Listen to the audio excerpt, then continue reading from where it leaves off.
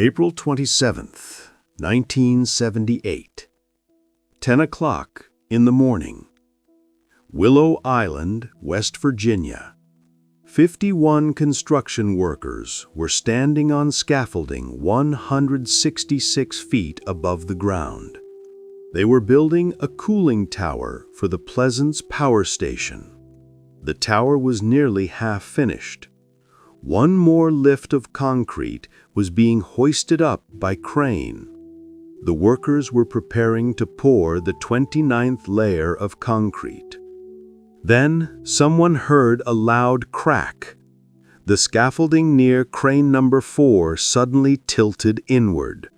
The concrete below it, poured just 20 hours earlier, began tearing away from the tower structure. What happened next took less than 1 minute. The entire scaffolding system, along with tons of concrete and 51 human beings, peeled away from the top of the cooling tower like cascading dominoes. The structure collapsed both clockwise and counterclockwise simultaneously. Workers, scaffolding, concrete forms, wooden beams, metal supports, and machinery all fell 170 feet into the hollow center of the tower. There were no survivors. 51 men died instantly. It remains the deadliest construction accident in United States history. But here's what most people don't know. The concrete that failed was still wet. It hadn't been given time to cure properly. The company was rushing construction to stay on schedule. They poured new concrete every single day, attaching heavy scaffolding to concrete that was barely 20 hours old. Engineering standards required concrete to cure for days, sometimes weeks, before supporting heavy loads. But the company ignored those standards. They prioritized speed and profit over worker safety. And 51 men paid with their lives. This is the story of the Willow Island disaster, a tragedy that was entirely preventable, and a warning that was ignored by an entire industry. To understand what happened at Willow Island, you need to understand the power industry boom of the 1970s. During that decade, energy demand in America was growing rapidly. Power companies were building coal-fired power plants across the Ohio River Valley. These plants were located close to coal mines, which made the electricity they produced cheaper than nuclear or hydroelectric power. The Allegheny Power System was constructing a major expansion at their Pleasance Power Station on Willow Island in West Virginia. The expansion would add 2 new generators with a combined capacity of 1,300 megawatts.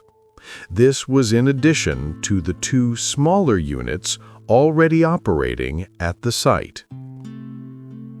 Large coal-fired power plants require cooling towers. These massive structures, often 400 to 500 feet tall, use water to cool steam after it passes through the turbines. The cooled water is then recycled back into the system. Natural draft cooling towers, like the ones being built at Willow Island, are hyperbolic in shape. They're wide at the base, narrow in the middle, and widen again at the top.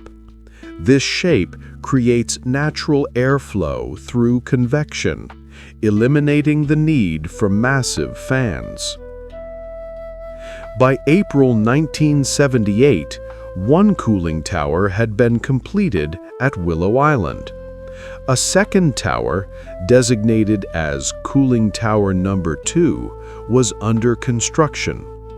The contractor for the cooling towers was Research Cottrell, a New Jersey-based company with extensive experience building such structures across the United States.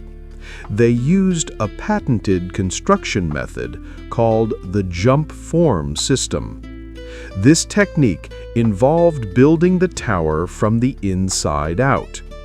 Instead of constructing scaffolding from the ground up, the scaffolding was attached directly to the concrete tower itself. As each new layer, or lift, of concrete was poured and set, workers would remove the wooden forms, raise the scaffolding, and bolt it to the newly completed section. Then they would pour the next lift on top. The process repeated, with one 5-foot lift of concrete poured each day. This method was faster and more efficient than traditional ground-based scaffolding. It allowed multiple towers to be built simultaneously without requiring enormous ground structures. But it also introduced a critical dependency. The scaffolding, along with all the workers, equipment, and materials it supported, hung from the most recently completed section of concrete. If that concrete wasn't strong enough, everything above it was at risk. Construction of Cooling Tower Number 2 began in late 1977. By April 1978, the tower had reached a height of 166 feet. 28 lifts of concrete had been completed. Each lift was 5 feet tall. The construction process followed a strict daily rhythm. Workers would arrive in the morning. They would pour one lift of concrete, approximately 5 feet of vertical height around the circumference of the tower. The concrete would be left to cure overnight. The next morning, workers would strip away the wooden forms from the previous day's pour. They would then raise the internal scaffolding system and bolt it to the newly exposed concrete. With the scaffolding in position, they would prepare the forms for the next lift and begin pouring again. The scaffolding system was elaborate and heavy. It consisted of wooden planks, metal beams, support structures, and cathead gantry cranes mounted on top. These cranes hoisted buckets of wet concrete from the ground up to the working platform. The entire system weighed many tons. All of that weight was supported by bolts drilled into the concrete tower wall. The strength of those bolts and the concrete they were anchored into was the only thing keeping dozens of workers and tons of equipment from falling. On the morning of April 27, 1978, workers were preparing to pour lift 29. The previous day, April 26th, they had poured lift 28. That concrete was now barely 20 hours old. According to standard engineering practice, concrete needs time to cure before it develops sufficient strength to support heavy loads. The curing process involves a chemical reaction between cement and water. During the first hours and days after pouring, concrete is still gaining strength. Tests conducted after the accident determined that the concrete of lift 28 had a compressive strength of only about 220 pounds per square inch. To safely support the scaffolding system, workers, and tons of equipment above it, The concrete needed a compressive strength of at least 1,000 pounds per square inch. With a safety factor of 2, as engineering standards required, the concrete should have reached over 2,000 pounds per square inch before being loaded. The concrete at Willow Island was only about 10% as strong as it needed to be. But the construction company was under pressure to maintain the schedule. 1 lift per day. No delays, no waiting for concrete to cure properly. The project had deadlines, financial penalties for delays, pressure from the power company to complete the towers quickly so the new generators could come online. In this environment, safety margins were compressed, engineering requirements were bent, and workers were placed in danger they didn't fully understand. Just after 10 o'clock in the morning on April 27th, workers were hoisting the 3rd bucket of wet concrete up to the working platform. Cranes number 4 and number 5 were pulling the heavy bucket upward along the inside of the tower. Then workers heard a loud crack. Eyewitnesses on the ground saw the scaffolding near crane number 4 suddenly tilt inward. The concrete of lift 28, still not fully cured, began to tear away from the tower under the immense load. The bolts holding the scaffolding ripped out of the weak concrete. Once the failure began, it progressed rapidly. The scaffolding at the failure point collapsed inward. This shifted the load to adjacent sections. Those sections, also anchored to the weak concrete of lift 28, couldn't handle the additional stress. They failed too. The collapse spread in both directions around the circumference of the tower. Concrete peeled away, scaffolding tore loose, wooden forms splintered, metal beams twisted. The entire upper section of the tower, including all the scaffolding, forms, equipment, and 51 human beings, fell into the hollow center of the tower. The collapse took less than 1 minute. One worker on the ground near the tower later told reporters what he saw. "I looked, and it was gone. The scaffolding was just gone." The impact at the bottom of the tower was catastrophic. Tons of concrete, wood, metal, and human bodies hit the ground from a height of 170 feet. The sound could be heard for miles. Workers at ground level immediately began digging frantically, trying to reach their colleagues. But it was hopeless.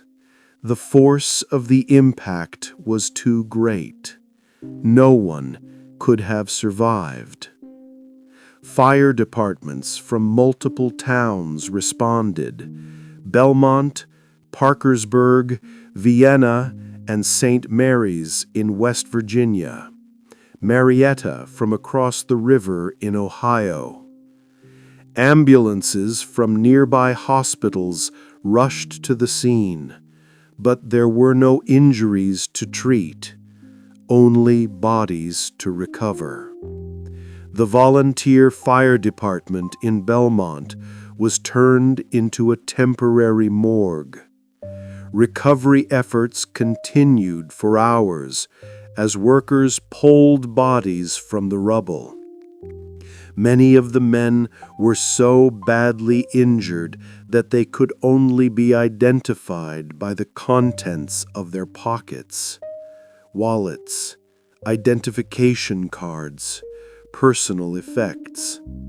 All but one of the 51 workers were eventually identified by co-workers and family members.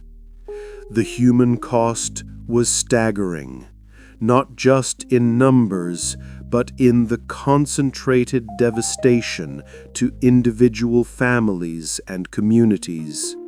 One family alone lost 4 of their 5 sons in the collapse. That same family also lost a brother, 2 brothers-in-law, and 3 nephews.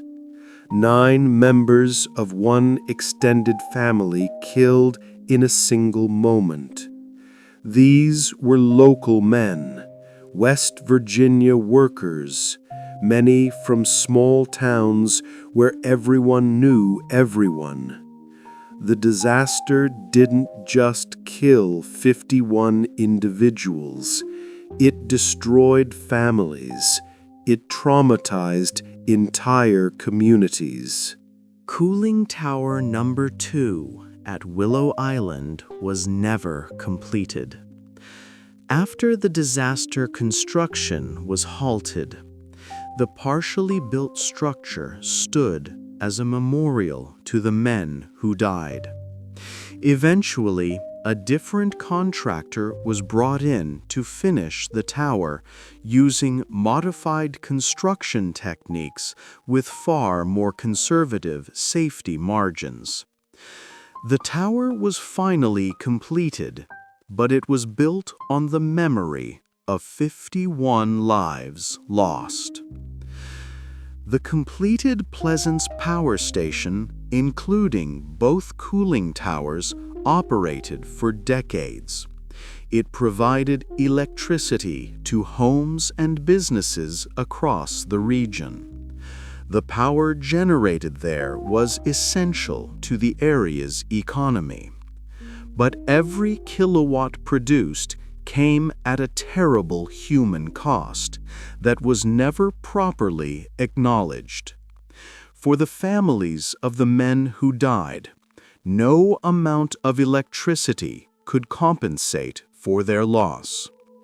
For the workers who survived and witnessed the collapse, the psychological trauma lasted for years. Some never worked construction again. The image of their colleagues falling to their deaths was something they could never forget. The Occupational Safety and Health Administration arrived at the site the same day.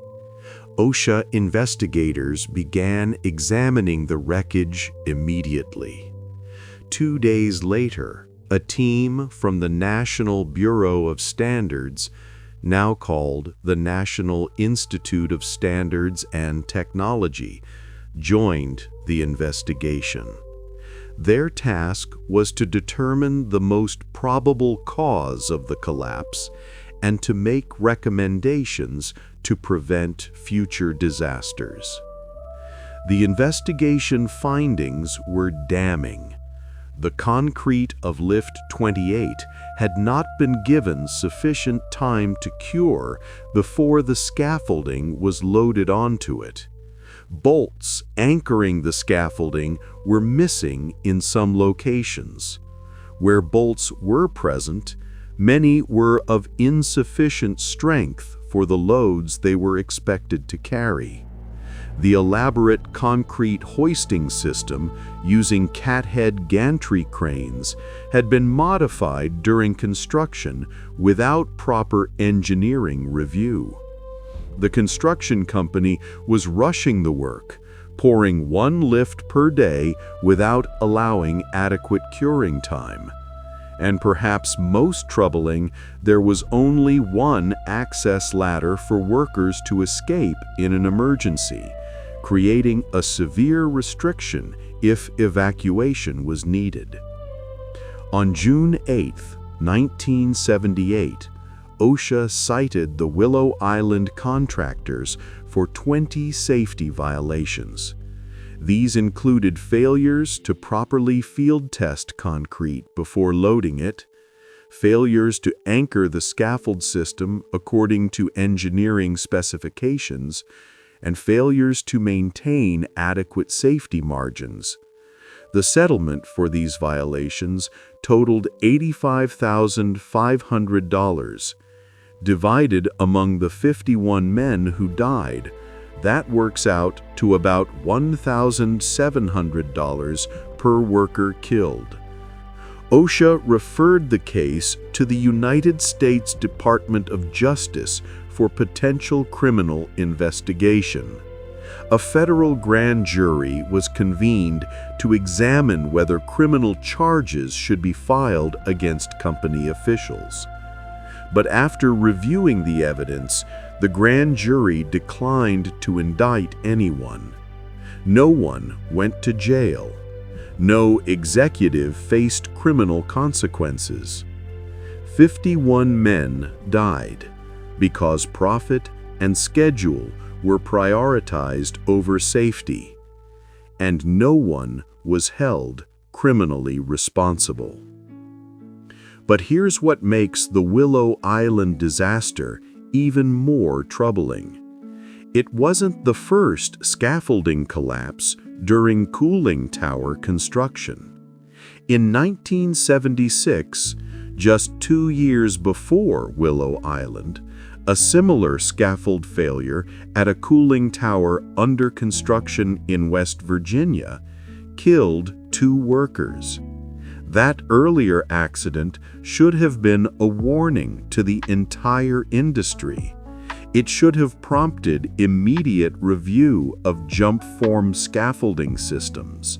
It should have led to stricter concrete curing requirements and more rigorous safety inspections. But the warning was ignored. The industry continued using the same methods. Companies continued pushing for faster construction schedules. And 2 years later, 51 more men died in an almost identical failure. The Willow Island disaster remains the deadliest construction accident in United States history. 51 workers killed in a single moment. It's a record that thankfully has never been surpassed. But the legacy of Willow Island extends beyond the death toll. It exposed systematic failures in construction safety practices. It revealed how schedule pressure and profit motives can override engineering requirements. And it demonstrated the inadequacy of regulatory enforcement when companies prioritize speed over safety. In the aftermath of Willow Island, some changes were implemented. OSHA developed new guidelines for concrete curing times in jump-form construction. Industry standards were revised to require more conservative safety factors. Some companies adopted stricter internal safety protocols. But the changes were not universal. Many construction companies continued using similar methods with only minor modifications. The pressure to build faster and cheaper remained, and the fundamental tension between profit and safety was never resolved. The families of the Willow Island victims received compensation through workers' compensation insurance and lawsuits, but the amounts were relatively modest.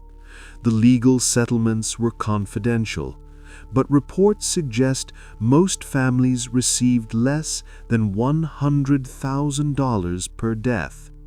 For many families who lost multiple members, no amount of money could replace what they had lost, and the broader questions raised by the disaster were never fully answered. Why was concrete that was only 20 hours old considered acceptable for supporting heavy loads? Who made that decision? Were workers informed of the risks they were taking? Did they know that the concrete beneath their feet hadn't fully cured? Were they told that if the concrete failed, there would be no time to escape? These questions haunted survivors and families for decades. The Willow Island disaster also occurred during a particularly tragic decade for West Virginia.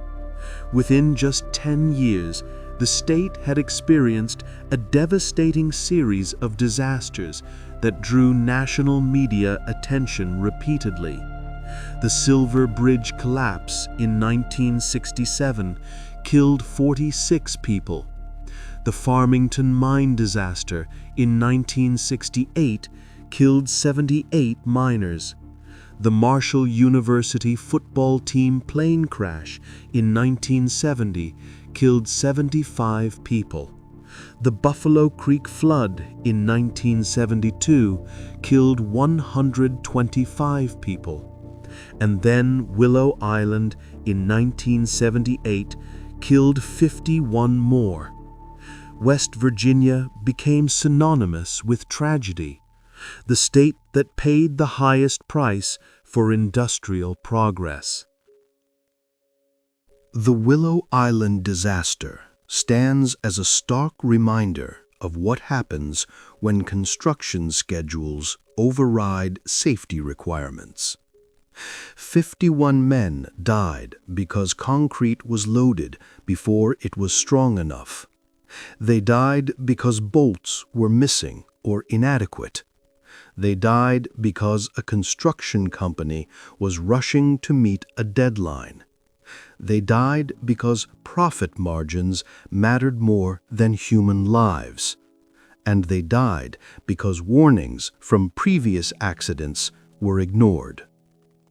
The most troubling aspect of the Willow Island disaster is how preventable it was. Every factor that caused the collapse was known beforehand. Engineers understood that concrete needed time to cure. They knew what compressive strength was required. They knew that scaffolding needed to be properly anchored. They knew that rushing construction created risks. All of this knowledge existed, but it was disregarded in favor of maintaining the construction schedule. The disaster also raises uncomfortable questions about accountability.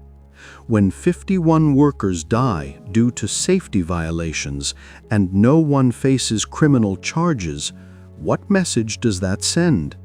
The fines totaled $85,000. That's less than $2,000 per death. Is that the value we place on a worker's life? The grand jury declined to indict anyone.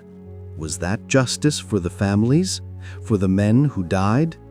These questions remain unanswered more than 4 decades later.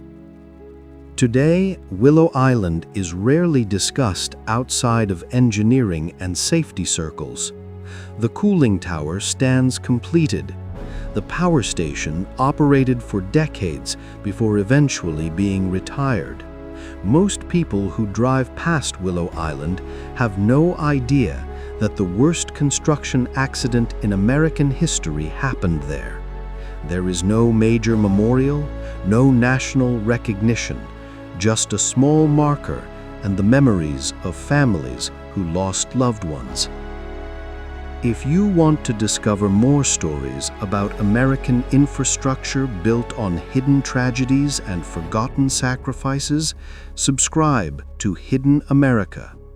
Next time, we'll explore the Transcontinental Railroad and investigate the Chinese workers whose deaths were systematically erased from official records, the labor camps that disappeared from history, and the human cost of connecting a continent. Subscribe now for more hidden infrastructure stories. And remember that behind every structure we build, there are human lives at stake. Lives that deserve protection, respect, and remembrance.